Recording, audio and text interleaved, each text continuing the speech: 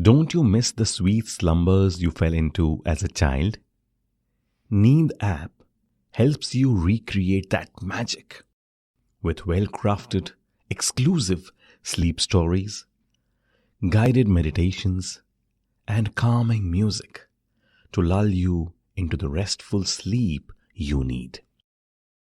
Our offerings are all ad-free, approved by experts, and have helped more than 90% of our listeners fall asleep as quick as within 15 minutes after tuning into our app. Download the app for more sleeping aids and subscribe to the channel.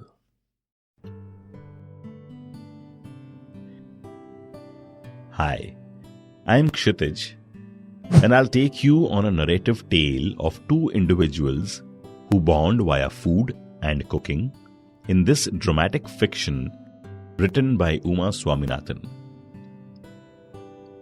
Before we begin, make yourself comfortable in your favorite position for falling asleep. Switch off all lights and close your eyes. Take a slow, full deep breath and let go. It's time to set the world aside. Let go of your day and begin your gentle transition into sleep. Take another slow, full deep breath and breathe out any tension in your body. All there is to do now is relax, rest, and be restored. You're in bed now, feeling your body relax from the day. Beginning with your feet, allow all the tension to go out of them now.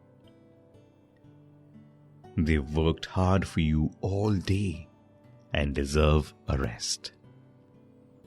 And so, the relaxation in your feet begins to find its way into your ankles, your calves, and your knees.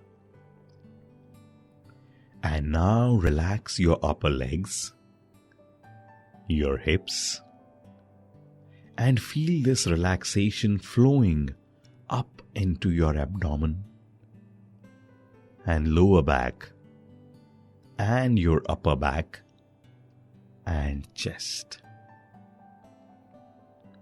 And feel this peaceful, relaxing feeling flowing down your arms, into your hands, and out your fingertips. And then up into your neck, head, and face. Now your whole body is perfectly calm, relaxed, and ready for sleep. Soon you will be sound asleep, off on a peaceful journey into dreamland that will carry you all the way through until morning. So as you continue to listen to the story, begin to follow your breath. Relax your entire body and settle in for a wonderful sleep experience. Let's begin with our journey.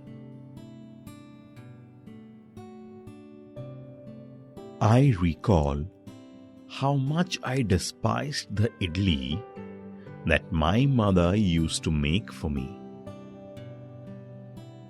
It should come as no surprise that people despise idli.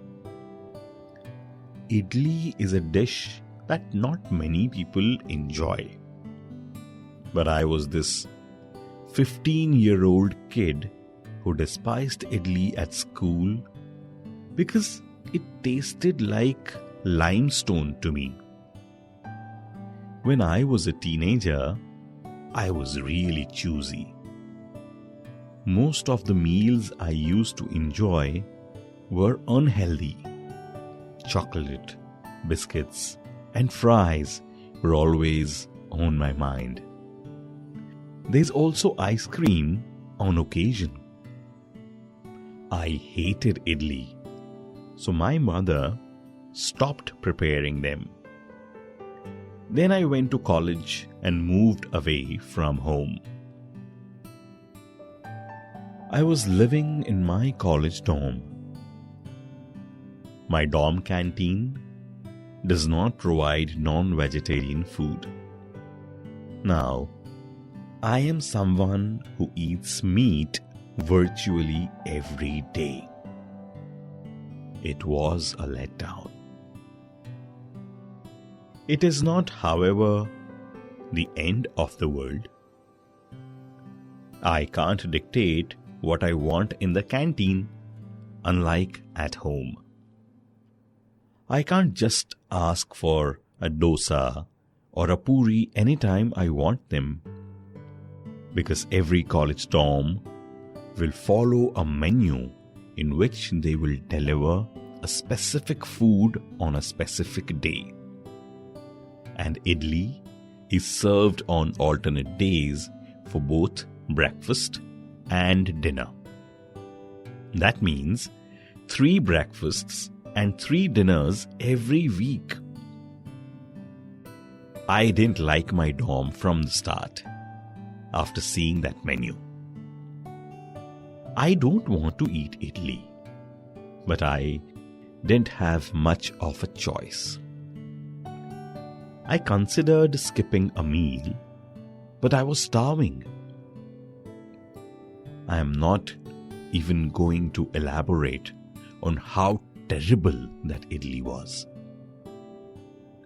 But it's changed my mind about my mother's idli. This may come across as if I am homesick, but I was not. I just didn't realize that there are some things in life that we will appreciate only after we have been separated from them. It has been 6 months since I joined the college. Our semester has come to an end and everyone is eager to get back home. So I finally returned home. My mom made some idli for breakfast. I was sold just by the smell of it. After that, I took a bite out of it. It is so soft. It melted so fast in my mouth. It has been almost 6 months since I last tasted an idli like this. Even restaurant idlis are awful. That's when I fell in love with my mother's idli. My mother was relieved to learn that I would not be bothering her anymore. I stayed in Chennai for a job after college. I moved from the dorm. I began living alone. I started to feel like a grown-up. I had purchased some kitchen supplies. However, I never used it. I loved that if I wanted to eat something, I could simply go to a hotel and order whatever I wanted. It seemed so much more convenient than cooking for a few hours and then eating it. Adulting was so fun. I've always wanted to live independently and away from home. That dream came true, and I no longer had to deal with my parents constant queries. I had all the time in the world to text random individuals to socialize, but whenever my mother called, I was preoccupied, and the discussion invariably ended with each of us asking each other, "How are you? Did you eat?" And the responses were, "I am all right," and "Yes." After that, we hung up. That was the extent of my interactions with them. I loved being independent. However, if there was a holiday, I would pay a visit to my parents. We ate together, talked about movies, debated politics, and made jokes, among other things. We were having a good time and laughing. My mother gave me a startled look. "When you call me on the phone, why aren't you this person?"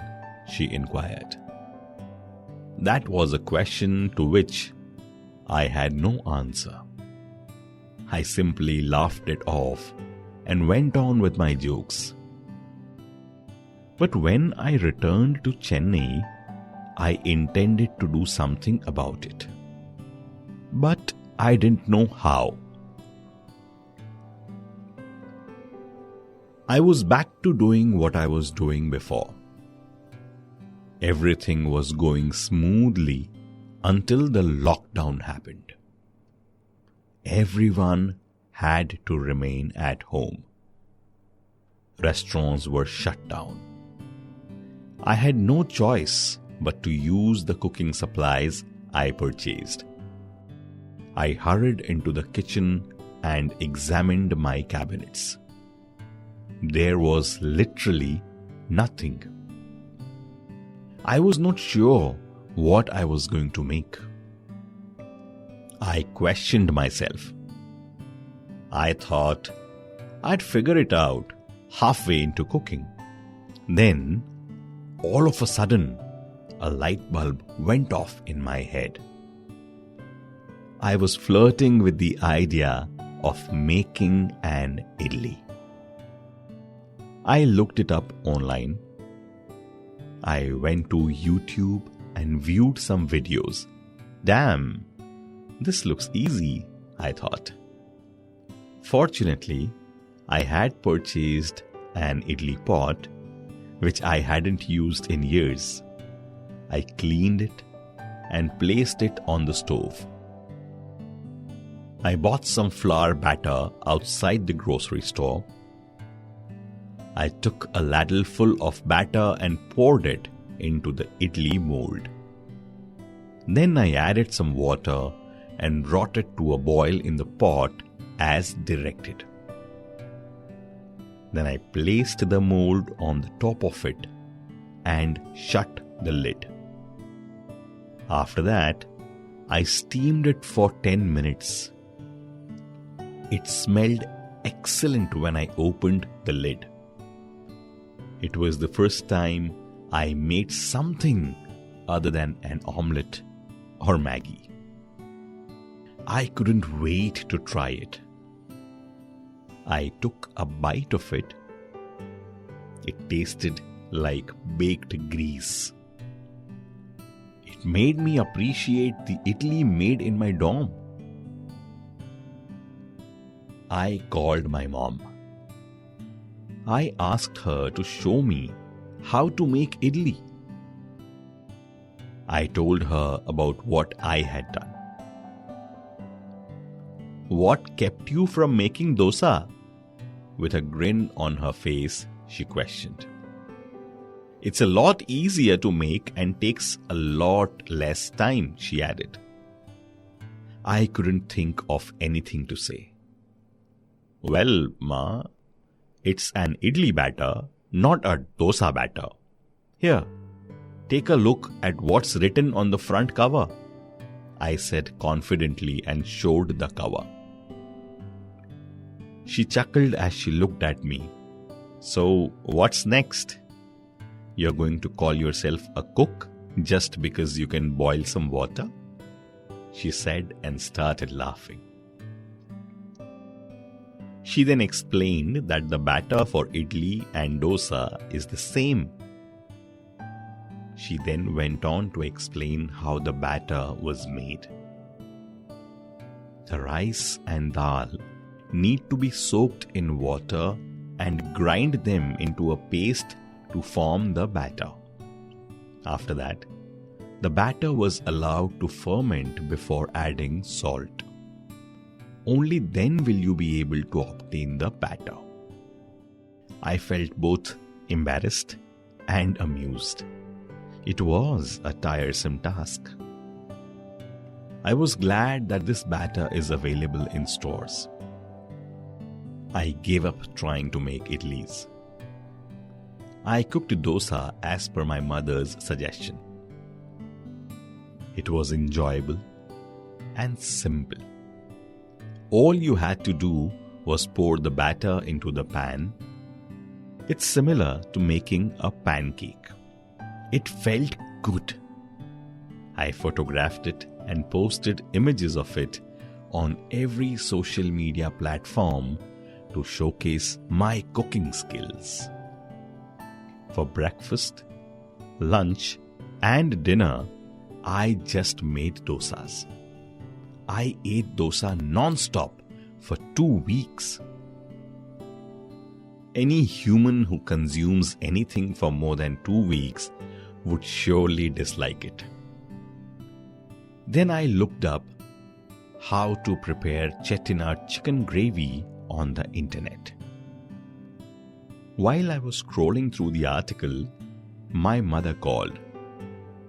And we talked about more than just, "How are you this time? What did you have for dinner?" She inquired about my well-being, as she always did. "You know how I'm feeling?" I said, a little grumpily. But she was worried about me being all alone in Chennai. I hate being alone. I am a social butterfly. I need to go out every now and then. All I do now is get up, log into my work on my laptop, and go to bed. I eat dosa in between my boring schedule. It's a pain. I was telling my mother about it. "Cooking is fun," she said. I was baffled. I yelled, "It's not!" She was deafeningly quiet. After a long pause, "Well, now you know," she began to laugh as she said that. I realized she was correct. It was essentially her entire life. My father goes to work, my sister and I go to school, and my mother cooks, not only for me, but also for my father, sister, and grandparents. I loved her idli even more now. "If you teach me how to make this chettinad chicken gravy, maybe I'll find cooking fun as well," I said while waiting for her response. She agreed to help me. As a result, I changed to a video call. My mother was a perfectionist. She can't take it when things aren't put back where they belong. Now, I'm not a cook. I would have added tea powder in the chicken gravy if my mother wasn't on the video call. "We need chicken to create chettinad chicken gravy," she cracked a joke. I said, "You make a lot of dad jokes for a mom." She then guided me through the entire gravy making procedure.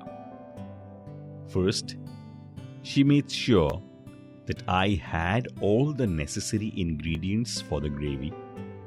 Second, she wanted everything to be ready and clean. She then instructed me to marinate the chicken in the spicy paste, chili, ginger, garlic paste, and salt. She then requested that I light the pan and pour some sesame oil into it. Then add the dried chilies and coriander, as well as all of the spices. "What does it smell like?" she inquired. "It smells pretty wonderful," I exclaimed excitedly. She then instructed me to add onions and fry them until they turn golden. The chicken was then added, and it took forever to be cooked. "So how are you?" I asked. She looked at me with amusement. "So, we're having a formal chat again?" she said. I was at a loss for what to ask her. After some thinking, I came up with an excellent question. "What's your favorite meal?" I asked. She laughed and started making fun of me. I told her to be mindful and answer. "I prefer it when my father makes his chicken gravy," she answered. "I know this already. Well, my grandfather owned and operated a small restaurant. It's a restaurant run by a family. As a result, my mother's family shifts into being a cook, a server, and a cashier. They always fight to be seated as cashiers because it requires the least amount of effort and allows them to sit all day. It also gives you the impression of being in charge." Almost all of the foods she prepared were taught to her by her father. "I also enjoy it when my father prepares gulab jamun," she exclaimed with joy. "My mother makes the most delicious gulab jamuns." "Oh, I miss our homemade gulab jamun," I said. "Of course you do. I made it, no?" She smiled. Then I asked her who had taught grandfather how to cook. "My grandma," she explained. My mother's grandmother had always wished for a girl. She did, however, have a son. To fulfill her wish, she dressed him up as a girl and took pictures. Then, after school, she stopped dressing him up as a girl. He was the only child in his family. She made sure that he knew how to cook because she did not believe that it was a skill that only women should possess. She wished for everyone to learn cooking because it is a necessary survival skill. My mom never shared this story. So this recipe was passed to me by 2 generations, right? I wondered. She gave a slight nod. It would have been merely chettinad chicken gravy if I had Googled the recipe. But this story made the gravy interesting, and now it must taste good. I had a feeling it would, because I realized what my mother meant when she said cooking is fun. It is indeed a lot of fun. I didn't realize how valuable it was until now, because all I did was eat at restaurants. I hate it when people tell me, "I love eating." I have yet to see someone who hates eating. Everybody eats. Food is a necessity. It doesn't stand out in any way. We never realized, however, that food is an element of culture. Growing up in a small town, I never had the chance to try a pizza or sushi. I wanted to try various foods from different countries when I moved to Chennai, because cuisine reveals a lot about a place's culture and environment. It's amusing to think about how many experiments people have done with the same vegetables and meat over the years. My mother shrieked, "Check if the chicken is done," and I snapped back to reality. The chicken was cooked. She then instructed me to add tomato, coconut paste, chili powder, coriander powder, and the masala, which is a mixture of all the spices. After that, I poured in the water. She requested that I close the lid and set the heat to medium. She then instructed me to wait 10 minutes. "This appears to be a simple task," I said. "Not when you do it on a daily basis," she responded. "I will cook for you every day if you agree to teach me all your recipes," I said. "This is how you talk to us when you are home," she said. "So keep doing it when you're in Chennai as well," she added. That made me feel really happy. But I did not show it. I asked her if she was going to teach me her recipes or not. She gave me a kind smile. I took that as a yes. And the answer was indeed yes. As a result, we've been doing this every day during lockdown. Everything I know about cooking comes from my mother's recipe. They also taste great, I've got to mention. I began trying out different cuisines from around the world. Without realizing it, I've developed a passion for cooking. The lockdown is no longer in effect. It wasn't all that horrible.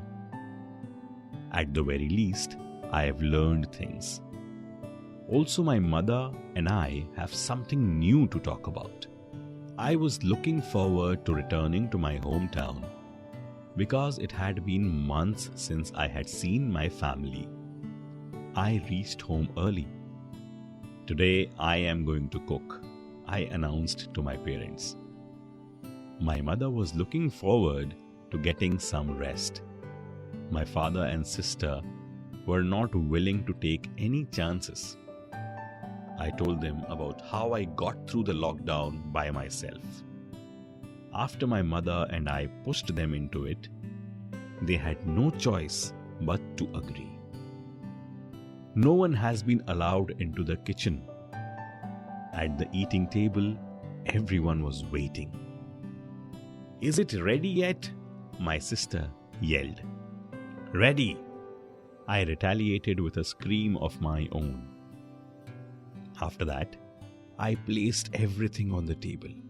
I made idli with chettinad chicken gravy for them. My mother took a single bite. I was looking at her with great anticipation. She looked at me and said, "It tastes like salted limestone."